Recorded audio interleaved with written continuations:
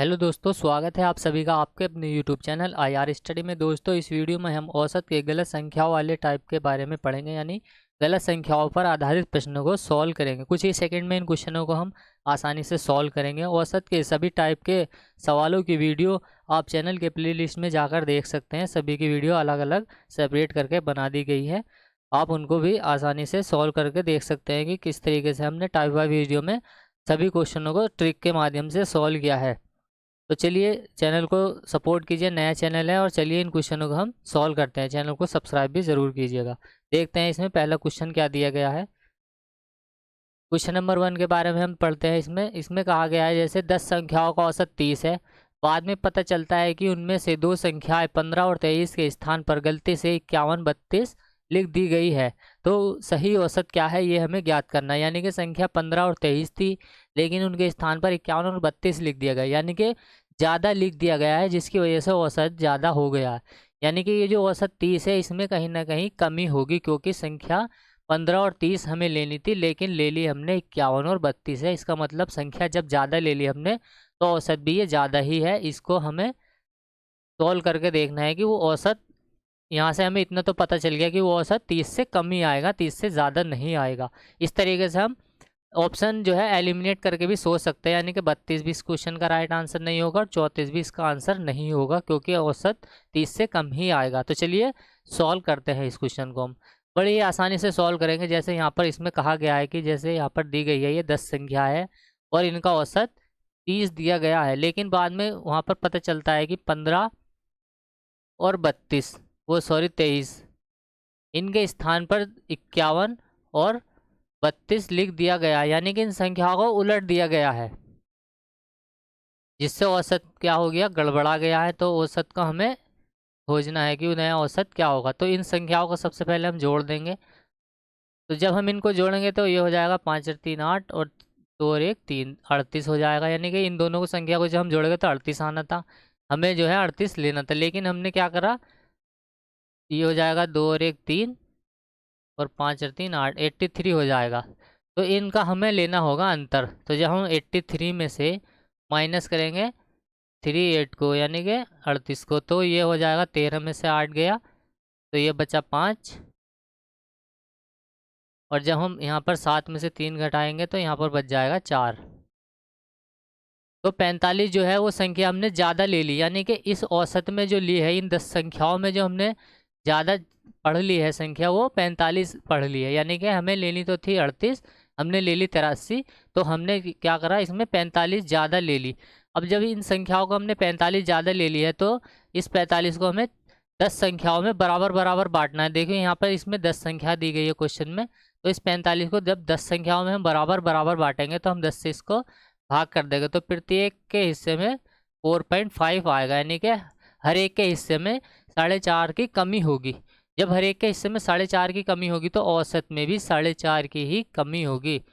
तो बस इसमें से हम 4.5 की कमी कर देंगे, तो ये आ जाएगा हमारा आंसर निकल के 25.5। यानी जब हम 30 में से 4.5 को घटाएंगे तो 25.5 हमारा आंसर निकल के आ जाएगा। बस इस तरीके से ही इन क्वेश्चनों को हमें सॉल्व करना है, और एलिमिनेट करके भी हम देख सकते हैं कि इस तरीके से हम इसको सोच सकते हैं कि डी और डी, तो ऑप्शन हम वैसे ही काट देंगे कि औसत जो होगा वो कम ही आएगा, क्योंकि संख्या हमने ज़्यादा ले ली है कम की जगह पर। तो सी और बी में ऑप्शन ए इस क्वेश्चन का राइट आंसर हो जाएगा 25.5। तो देखते हैं अगला क्वेश्चन।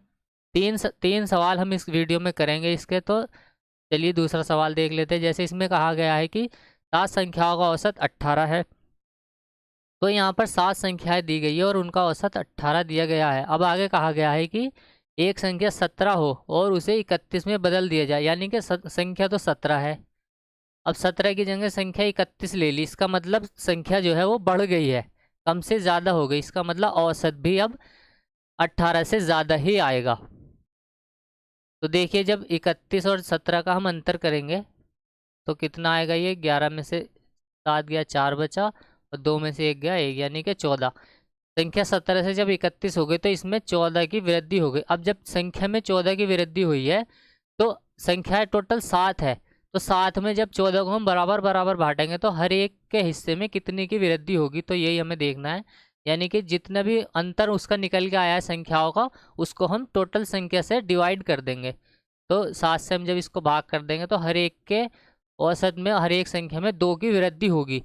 जब हर एक संख्या में 2 की वृद्धि होगी तो सब में 2 2 की होगी और टोटल 7 में वृद्धि होगी, तो तभी तो ये 14 आ गया। तो औसत में भी 2 की वृद्धि होगी, तो 2 को हम इसमें ऐड कर देंगे औसत में, तो ये हो जाएगा टोटल 20।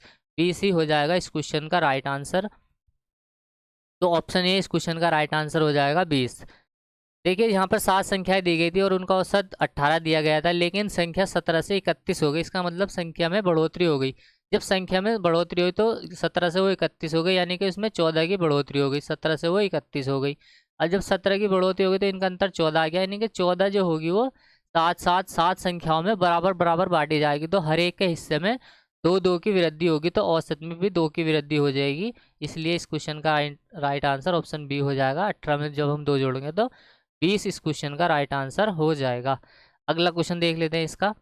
36 विद्यार्थियों को औसतन 52 अंक प्राप्त हुए। तो जैसे जैसे इसमें कहा गया वैसे वैसे हम लिख देंगे। जैसे इसमें 36 विद्यार्थी कहा गया है और उनको 52 औसतन अंक प्राप्त हुए हैं, किंतु बाद में पता चला कि पद 64 को गलती से 46 पढ़ लिया गया। यानी कि 64 संख्या तो सही थी, लेकिन उसको 46 पढ़ लिया गया, यानी कि कम पढ़ लिया गया। इसका मतलब औसत में कमी हो गई। तो यहाँ से हम पता लगा सकते हैं कि औसत जो होगा वो 52 से ज़्यादा ही आएगा, 52 से कम नहीं आने का। अब कितना ज़्यादा आएगा वो हम देख लेंगे। जैसे 64 थी यहाँ पर संख्या, उसको हमने पढ़ लिया 46, तो कितने का अंतर आ गया संख्या में? तो यही 14 में से 6 गया 8 बचा, और 5 में से 4 गया 1 बचा। इसका मतलब 18 हमने कम पढ़ी है संख्या को। अभी 18 जो संख्या है वो इस 36 संख्या में बराबर बराबर बांटी जाएगी, क्योंकि टोटल विद्यार्थियों की संख्या 36 है। तो हर एक के हिस्से में 36 को बराबर बराबर बांटा जाएगा। तो 36 से हम इसको डिवाइड कर देंगे, यानी कि प्रत्येक के हिस्से में इसको 36 को बराबर बराबर हिस्सों में बांट देंगे। तो ये हो जाएगा 18 दूना 36, यानी कि इसको हम लिख सकते हैं 0.5। इसका मतलब हर एक के हिस्से में जो होगी वो 0.5 की वृद्धि होगी। तो औसत में भी 0.5 की वृद्धि होगी। यहाँ पर हम 0.5 इसमें ऐड कर देंगे, तो ये हो जाएगा 52.5। ये हो जाएगा इस क्वेश्चन का राइट आंसर। बस 2 स्टेप में हम इस क्वेश्चन का आंसर निकाल सकते हैं। इस टाइप के जैसे भी क्वेश्चन किसी भी कॉम्पिटिटिव एग्जाम में क्यों ना आए हो पिछले साल में, आप उनको ऐसी तरीके से आसानी से सॉल्व कर लेंगे, कोई भी आपको इसमें प्रॉब्लम नहीं होगी।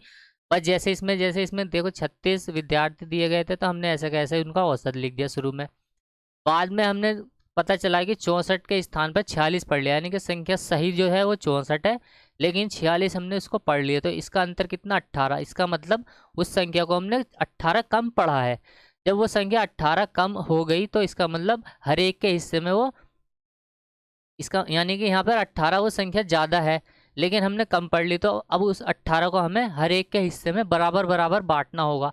तो जब 36 में हम 18 को बांटेंगे तो हर एक के हिस्से में आधा आधा आएगा, तो औसत में भी हम आधा ऐड कर देंगे। तो और ये हो जाएगा 52.5 इस क्वेश्चन का राइट आंसर, यानी कि ऑप्शन डी इस क्वेश्चन का राइट आंसर हो जाएगा। अब अगला क्वेश्चन, इसमें हम दूसरे टाइप को कवर कर लेते हैं। बस ये बहुत ही सिंपल टाइप है, यानी इसमें एलिगेशन लगाना है। इसके हम 2 क्वेश्चन करेंगे और फिर वीडियो को एंड करेंगे, यानी कि बहुत ही आसान टाइप है ये। इसके भी हम इसी वीडियो में कवर कर लेते हैं। जैसे इसमें 60 छात्राएँ दी गई है, छात्रा दी गई। 60 छात्रों का जो औसत दिया गया है वो 55 किलोग्राम दिया गया है, यानी कि इनकी टोटल संख्या 60 है और प्रत्येक का औसत 55 किलोग्राम है। ये हमें टोटल का औसत दिया गया है। यहाँ पर अलग अलग संख्या निकालने के लिए क्वेश्चन में कहा जाता है। जैसे यहाँ पर लड़कियों का, यानी कि जो गर्ल्स का जो औसत भार है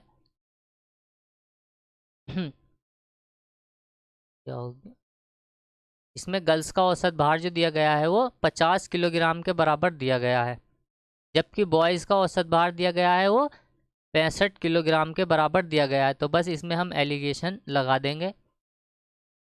55 में से जब हम 50 को माइनस करेंगे यहाँ 5 आ जाएगा, और 65 में से जब 55 माइनस करेगा तो यहाँ पर 10 आ जाएगा। 5 दूना होता है 10 और 5 एकम होता है 5।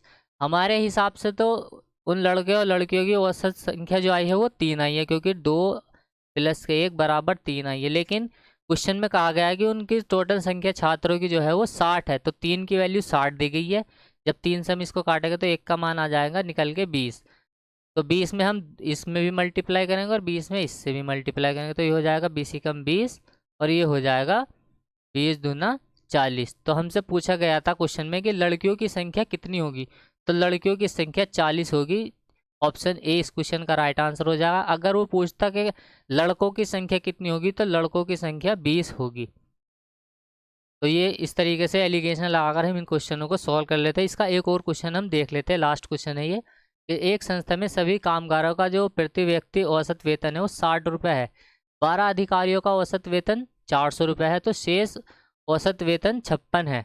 हमें आगे बताना है कि शेष कामगारों की संख्या कितनी होगी, यानी कि जो 12 अधिकारी है उसमें 12 अधिकारी है, लेकिन 12 अधिकारी के अलावा कितने और कामगार उसमें काम कर रहे हैं उनकी संख्या हमें निकालनी है।